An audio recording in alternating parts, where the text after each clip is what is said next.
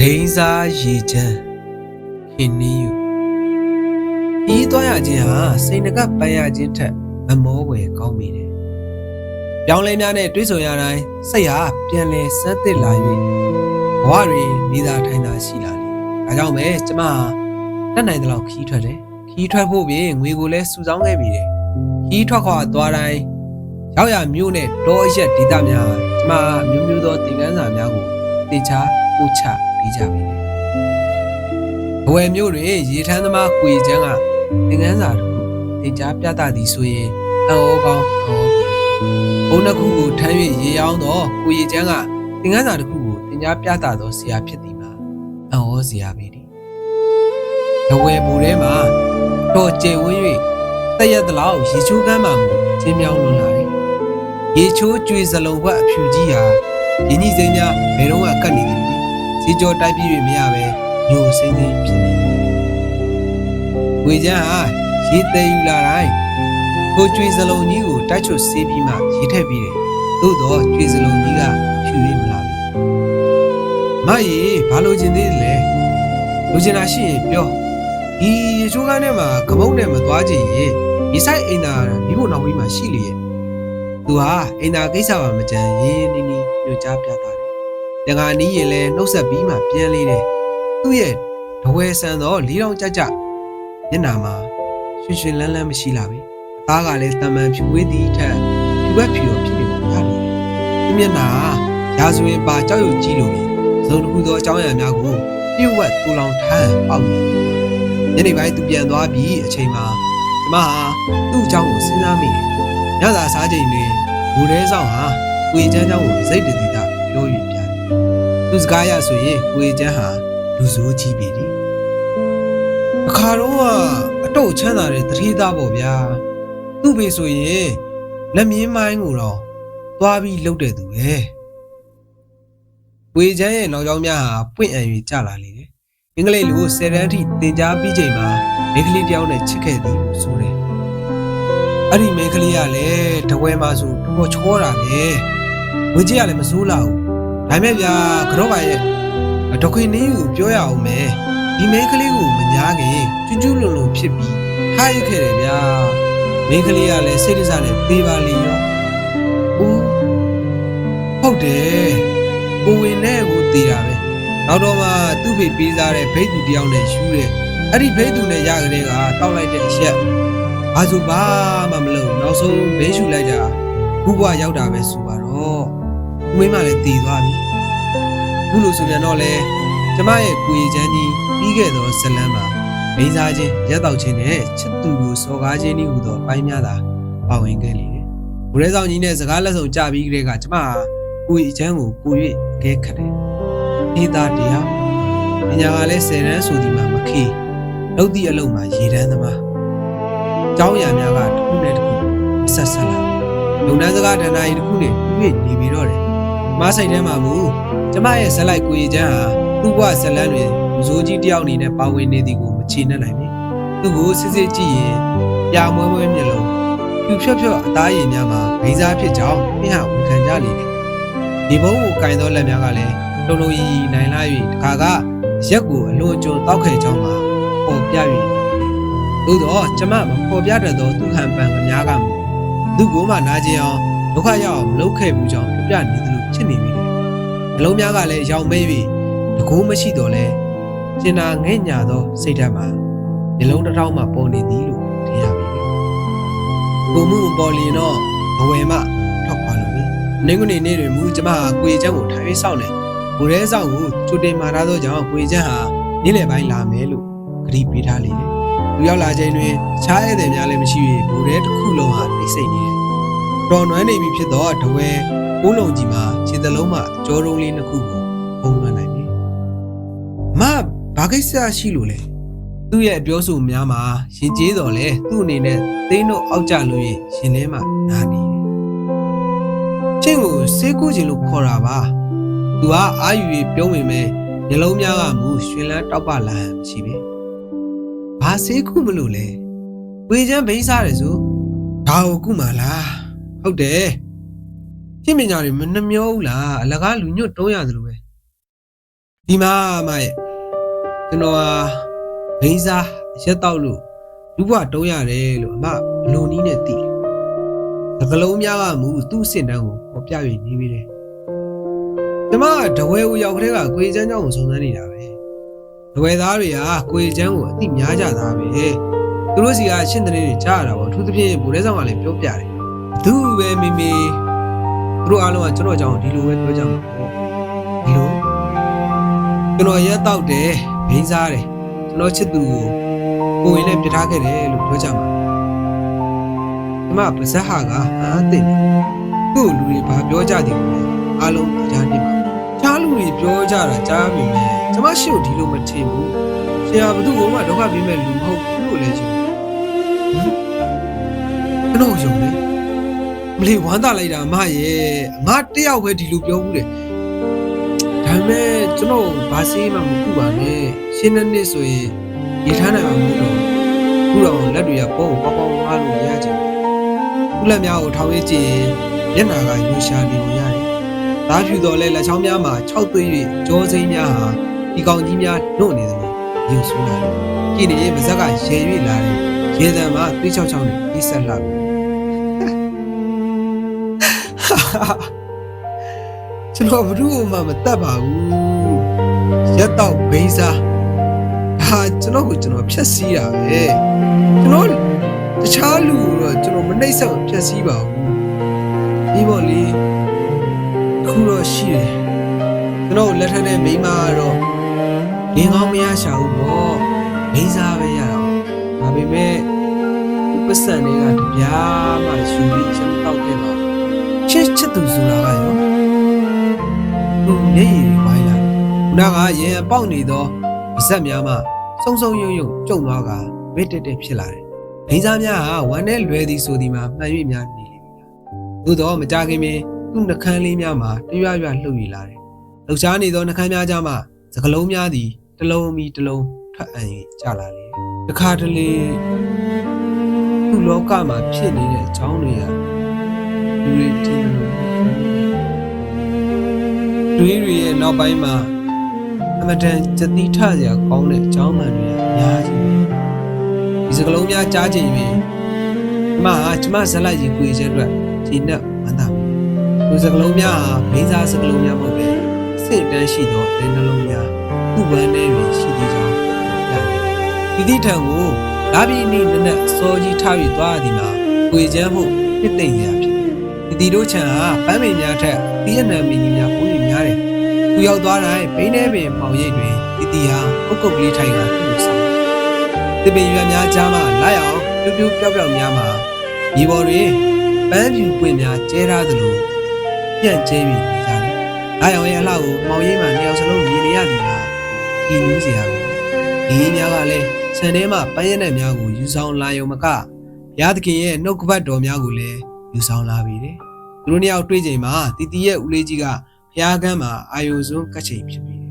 ။အပြင်းနေနဲ့တီကစွန်းထားပြီးချက်ပေးရတယ်။စွန်းထားချက်ရင်ကိုရီချမ်းနဲ့တွေ့ရခြင်းဖြစ်ပြီ။ဒါကြောင့်တီဟာကြီးနက်ပြီးစွန်းကိုစောထားပြီးချက်ပေးတယ်။မာတာယထာနိယံပုဒ္ဒအာယုတာဧကပုဒ္ဒမနုရခေဧဝံပိတပ္ပဘူတေတုမာနတံဘာဝရိအပိမာနံဒူရီသောတာဤမိခင်သည်ဒါဤအပေါ်တွင်အတိုင်းရှိမရှိသောချစ်ချင်းမြတ်တာဖြင့်ဆောင်းလျှောက်ကြည့်ရှုပြီးတကယ်တော့ခတ်သိမ်းသောသရဝါပေါင်းတို့အားလည်းမြတ်တာဖြင့်မချုံရ၏ဦးလေးကြီးရဲ့အောင်မြင်ခံကြသောအတန်ဟာငြိမ်သက်အေးဆေးစွာပင်ဒီမာကြီးစီမှာတွေ့တယ်တဏှာဖြင့်ရောရှက်သောလူငယ်တဏှာဖြင့်ရောရှက်သောငယ်ရွယ်သူတို့ရဲ့ချစ်တင်းနှီးနောခြင်းမင်လျင်တရားတော်ရဲ့အတန်ကြောင့်ငြိမ်သက်အေးဆေး၍တည်ငြိမ်လာသလိုပင်တယောက်စလုံးထင်မြင်လာကြဦးလေးကြီးရဲ့ဘုရားရှိခိုးတာဟာသူတို့နှစ်ဦးရဲ့အချင်းချင်းဖြစ်တယ်။ဘုရားနှုတ်ဘတ်တော်များဟာရွတ်ဖတ်တရေစေပြီးသည့်နောက်ပိုင်းတွင်ဦးလေးကြီးဟာနတ်နေကာတာကိုရွတ်ဖတ်ပြန်တယ်။ဒုက္ခပတ္တာသနေဒုက္ခဘယပတ္တာသနေဘယကိုပိုင်းသို့ရောက်ရင်ဦးလေးကြီးတရေရွတ်ပြီးရမယ်အင်းနဲ့ဖြစ်တယ်။သူတို့နှစ်ယောက်ခွဲခွာလာကြရတယ်။ဝေချမ်းဟာချမ်းမြင်တွင်စောင့်နေတဲ့တကယ်ကြီးများထံသို့ရောက်ချိန်တွင်အိမ်မြင့်ကြီးစီမှာကျေးစီတန်ဟာရစ်ပြန်အခုလိုတွေ့ရခဲ့သောအချိန်များဟာ24ချိန်ထက်ရောခဲ့ပြီ ဘူသားဖုံးအုပ်နေသောမိုးရင်းလာပြည့်တွေလည်းတီးထန်လို့မိုးသည်ကြီးမှရောက်လာတယ်။ခိုက်တုံအေး၍အင်းထူထပ်စွာကြချိန်တွင်လည်းတီထန်သို့ရောက်လာခဲ့ပြီလေ။ဒါနဲ့အောင်ရင်တော့တီနဲ့လက်ထပ်ဖို့မှာတေချာသောအစီအစဉ်တစ်ခုဖြစ်လေတယ်။တီကလည်းစာမေးပွဲပြီး၍ရေယာသည်ကြောင်းပိတ်ရပြီးကစုံလာမှလက်ထပ်ဖို့သဘောတူတယ်။ဒီနေ့စုံတွေ့သောလာပြည့်မှာစောင်းမုံလာပြည့်ဖြစ်တယ်။လာအောင်ကြီးထဲမှာအင်းညူများရောပါလာစာပြူလာတယ်။ရင်သက်တိတ်ဆိတ်နေသောပုံရိပ်ချင်းမှာသုံးဆန်တိုင်းဦးလေးကြီးရဲ့ပရိတ်ရွတ်တန်ကလည်းကြား၍နေရပြီ။တီဟာခုတခါပူရင်စကားပြောတယ်။တနင်္ရင်မောင်တီတို့တစောင်းမုံလာထဲမှာပဲလက်ထပ်ရအောင်။ဘာဖြစ်လို့လဲ။စာမေးပွဲပြီးမှအေးအေးဆေးလောက်ပါတီဟာဘာဖြစ်လို့ဒီလောက်လောရတာလဲ။တီကခေါင်းမွေးဘာကိုမှမပြောပြီ။သူဟာစောနိုင်သမျှအစောဆုံးလက်ထပ်ရန်အတွက်ကိုကြီးချမ်းကိုဘယ်လိုပြောရမှာလဲ။နောက်လာပြေတွင်မူတီနေမကောင်း၍သူတို့နှစ်ယောက်တွေ့ဆုံရပြီ။ဒီမကောင်းသည်ကိုတွား၍တွေ့ကျင်တော့လဲတော့မတွေ့ရဲသည်မှာခံကြည့်စရာ။ဒီထံမှာအစာများသာရောက်ရလာတယ်။စာဆောင်တိုင်းကလည်းသူ့ကိုတစောင်းမုံတွေလက်ထပ်ရမှာ။ကိုကြီးချမ်းကမတွေးတတ်ပြီ။ဘာကြောင့်တီဒီလောက်မြင်မြန်လက်ထပ်ချင်ပါသလဲ။ဒီမကောင်းသည်မှာလည်းအခြေအနေကောင်းလာသည်မရှိဘူး။စားရဲတွေလည်းအိယာထဲမှာလဲနေသည်ဆိုရင်ဝေချမ်းစိတ်ပူနေတယ်။ဒီနေ့မှာမေယာသူ့ကိုလာပြီးတွေ့တယ်။မောင်ချမ်းမင်းတီစီမသွားဘူးလား။အမေကသူတို့ကြောင့်တိနေသည်မှာကြားလာပြီ။ကျွန်တော်သွားရင်သူ့ဖေမေတွေကိုစိတ်မျက်နှာပူတယ်။သွားတာသွားပါကောင်မလေးကအမေကိုတိတ်တွေ့ချင်နေတယ်။တော်မမာဘူး။ခုလိုဆိုတော့လေကစုံပေါက်ရည်သာပြေးလိုက်ခြင်းနဲ့ဒီလိုဆိုသူ့အမေဖေတွေကအိမ်မှာတွေ့ခွင့်ပြုမှာပေါ့အောင်မဲဒီချင်းနေကြမှာတော့သမီးရှင်တွေကအတွေ့ပေးပါတယ်မောင်ချမ်းရဲ့ဘလို့ချေဆိုသည်ကိုကိုရချမ်းမတွေးတတ်ပြီကလေးမလေးကြည့်ရတာအချင်းနေမဟန်ဘူးဘလို့လဲမေအမလီတိယောဂသိနိုင်နေလားသိနိုင်တာမဟုတ်ဘူးမင်းကမင်းမသိဘူးလားမိန်းကလေးမှကလေးရှိနေတယ်ထင်တယ်သူစကားဆက်ပြီးပြောမရတော့ဂရေမော်မှာကြောက်ရွံ့လို့မုတ်တုံကြီးဖြစ်နေတယ်မိကသူ့ကိုလောင်သလိုကြည့်ပြီးပြေးထွက်သွားတယ်လေးဘလို့လို့ရပါလေသူတွေးလို့မရတွေးတိုင်းကောင်းရှုပ်ကပတ်ချလဲလာတယ်ဘလို့များဖြစ်ရခြင်းပါလေနောက်နေ့တီးထံမှာရေးလိုက်သောစာတွေလည်းသူ့တွေကလေးရှိနေပြီဖြစ်ပြီးလက်ထပ်ပါရင်ဖိဟာတောင်းပန်သောစာဖြစ်တယ်ဝေချမ်းလဲစာကိုကန်ရင်လက်ကတစ်ဆက်တုံးနေတယ်ယောက်ျားတံမဲ့ပြီးပြီးကိုခြင်းတယ်နှမျောလိုက်တဲ့ဖြစ်ချင်းနှမျောဒီမှာဘလို့နှမျောမှမသိအောင်ဖြစ်ပြီးနေပြီးတယ်ကျောင်းစုံပြပြကြည့်ရင်သူ့ထံလာရန်ကိုလည်းတီကတောင်းပန်ထားတယ်ဒီမှာဖြစ်ရလေခြင်းသူအဲ့ရထဲမှာပဲခွေနေတယ်ဘယ်ကိုမှမသွားဘာမှလည်းမလုပ်တော့ဘူးမင်းကလေးကိုမင်းကခေါင်းဆောင်ခြင်းသလားမင်းကလာရွေးစုတိုင်းသူဘာမှပြန်မပြောနိုင်နှခမ်းများကဆက်ဆက်တုံနေတယ်ပြောချင်ပါတယ်အမေရဲ့ဒီနေ့မှတော့ပြန်ပြီးပြောနေတယ်ဟာကောင်မင်းကောင်မလေးကတော့ယူပေါ်ရည်တင်မဲ့ဆရာမင်းဘာလို့တော့မတွေ့တာလဲသူ့ဖေကြီးတွေကလည်းမင်းကိုလာစေခြင်းလေကောင်မလေးကလည်းလူရှိမှတော့မောက်ခေါ်ပါဖြစ်နေတယ်တီအကြောင်းကလည်းကိုကြီးချမ်းတကယ်ချင်းအားလုံးတို့ပြန့်နှံ့ယူနေတယ်အမေတို့ကလည်းကိုကြီးချမ်းတို့စိတ်ညစ်နေပုံပေါက်တယ်စားခိုင်းလို့လည်းမရသွားခိုင်းလို့လည်းမရပြီလက်ထပ်ဖို့ကိုလည်းခေါင်းခါ၍နေတယ်သစ္စာပေါ့လူယုံမှာမင်းကခွေးနဲ့တူတူပဲအဖေကလာဆူရင်လည်းငို၍သာနေတယ်ကျွန်တော်ကလူစစ်ပါအဖေဒါပဲပြန်ပြီးပြောတတ်တယ်ဘယ်တော့မှမငိုသောသားကအခုအရွယ်ကြီးမှာကိုကြီးချက်မှဖြစ်နေတော့လေအဖေနဲ့မေတို့ကသူ့ကိုဆက်၍မဆူကြတော့ဘူးနောက်တစ်ပတ်တွင်တီထံမှစားရှိတစ်စောင်ရောက်ရလာတယ်လက်ရင်းများမှာကတိကရင်နိုင်လွန်လာ၍တီယောဂါကိုသူမှန်းနိုင်ပြီလေနောက်တစ်နေ့တွင်မူတီဆုံးချောင်းကြားရတော့တယ်သူဟာခန်းတကားကိုပိတ်၍တစ်နေ့လုံးဘလိုလူနဲ့မှတွေ့မခံတော့ဘူးအဲ့ဒီကလေးကအမရဲ့ကျုပ်ကိုလူယုံမှအနေနဲ့ငယ်ချင်းတွေကလည်းဝိုင်းပယ်ထားတယ်ဒီမျိုးလုံးကလည်းလက်ညှိုးတငောင်းငေါက်ထိုးတာပေါ့ကျွန်တော်လူသက်သမားကြီးဖြစ်နေတာပေါ့အဲ့ဒီကလေးကပေတာခုထိပါပဲဒီပေးသားတဲ့မိမကိုယူတာလဲစိတ်သက်သာမလားလို့ပူတော်ဆူးလာသေးတယ် ခုဘိန်းစားတဲ့ဘဝမှာတော့လုံးလုံးလို့ပဲရတော့မလဲခုဘဝမှာပဲကောင်းပါလေဒီထမ်းပြီးဘိန်းစားမိမဲတော့တီတီနဲ့မြဲတွေ့ရတာပဲတဖူးမှချွေးပေါက်ကြီးများကိုတုပ်ရင်ကိုချမ်းဟာမောဟိုက်နေတယ်လို့ဖြစ်နေတယ်ခုထိသူ့စကလုံးများမှာပြီးပြည့်စုံခြင်းသို့မရောက်သေး၍ကျမစိတ်ထဲကိုခြေနှက်နိုင်ပြီဘလောက်ညရီမှာသွားတွေ့နေတော့လေငယ်ချင်းတွေကကျွန်တော်ကိုထင်လွဲမယ်ဆိုတယ်ဝဲလောက်ပါတယ်ဒါပေမဲ့ကျွန်တော်ကလူမတတ်ပါဘူးစော်ကားတတ်ပါဘူးဒါတွေတော့ဖွင့်မပြောချင်ဘူးဖွင့်ပြောရင်ကျွန်တော်ချစ်သူတီတီ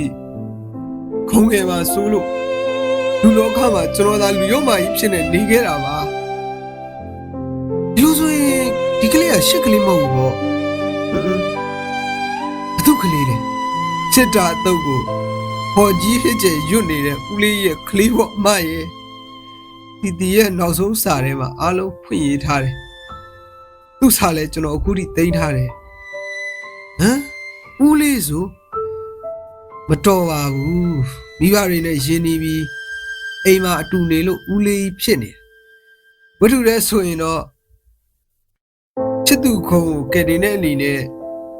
ကျွန်တော်လက်ထပ်တင်တာပေါ့လေဒါပေမဲ့ရှင်ထဲမှာနားတယ်ဆက်တုံတယ်အမရဲ့ကိုတော့တို့ရဲ့ခူရတဲ့ချစ်သူခုလိုဖြစ်ခံရတာရင်ကျိုးတာပြီးတော့ကျွန်တော်တို့ယူတဲ့ထောင်းဒီဦးလေးရဖျားကန်းကနေဖျားနှုတ်ကပတ်တော်တွေချွတ်ပြီးကျွန်တော်မျက်နှာကိုပြုံးဖြီးဖြီးနဲ့ကြည့်ပါကျွန်တော်မခံနိုင်ဘူးဒီလိုခွေးမသားကြီးတွေရုံမှမှုအတွက်တော့လက်ရှုမခံနိုင်နွားမဖြစ်ချင်ဒီနေရာမှာကျွန်တော်မှားတယ်ဆိုရင်လေတီတီကိုတမလို့လိုက်ပြီးတောင်းမှမှာအမဒီဝါနှကောင်းတွေကတော့ကျွန်တော်ခွင့်လို့ကောင်းပါကျွန်တော်သွားပြရစီသူခက်မြမြမြနှုတ်ဆက်ပြီးအောက်သို့ပြေးဆင်းသွားတယ်အမရင်ထဲတွေတော့ဝမ်းနေဝမ်းသာဖြစ်နေတယ်ဓာတ်လိုက်ကိုချမ်းဟာများထင်တယ်လို့လျုံမာကြီးမဟုတ်ဒီကိုလည်းဝမ်းသာနေပြီမကြခင်ဒိုင်းနဲ့လေကားမှာကိုချမ်းပြစ်တက်လာပြန်တယ်အောက်ကဘူရဲဆောင်ပူပူကပြောတယ်မဆိုင်းစရာဆိုနည်းနည်းပါးပါးရေးတာပါကျွန်တော်အကြောင်းမရေးပါနဲ့ဗျာတောင်းပန်ပါတယ်ကျွန်တော်ကမေတ္တာတုတ်ဆုံးအောင်မရွတ်တက်တဲ့ဘိန်းစားပေမဲ့သူမတတ်တတ်တာကမသိအောင်ပြောပြတာပါဟုတ်ပါတယ်ဒါပေမဲ့မေတ္တာတုတ်လူကြားကောင်းအောင်ခင်းစီတန်တညံညံနဲ့ရွတ်ပြီးဘေးကလေးတွေကိုစော်ကားတတ်နေတဲ့လူเจ้าကိုကျမရေးရမှာသူတွေ့ကြီးစိုက်ကြည့်နေရမှာနှကမ်းများကိုသိရင်ကျွန်တော်သိရင်ရေးပါတက်ငယ်ငယ်ရှိပေမဲ့ကျွန်တော်ဘလောက်ပူနေပြီလဲတက်ငယ်ငယ်ရှိပေမဲ့ကျွန်တော်ဘလောက်ပူနေပြီလဲကြာခင်သိမှာပါလို့ပြောကနောက်ဆုံးစကားသံများသိနေပါခုတခါတော့ခက်ပြေးပြေးပဲသူဟာလေကားမှာစီးရသွားတယ်1316ခုနှစ်ဘာဆိုလားပြည်ကျော်9ရက်နေ့မှာဦးရည်ချမ်းတည်ဆုံးနေတယ်ဟုတ်ကဲ့ပါအခုတစ်ဆက်ပေးသွားခဲ့တာကတော့တမခင်လေးဦးရဲ့ဘိန်းစားရည်ချမ်းဆိုတဲ့ဝတ္ထုဇာတ်လမ်းကောင်းလေးဖြစ်ပါတယ်ခင်ဗျာ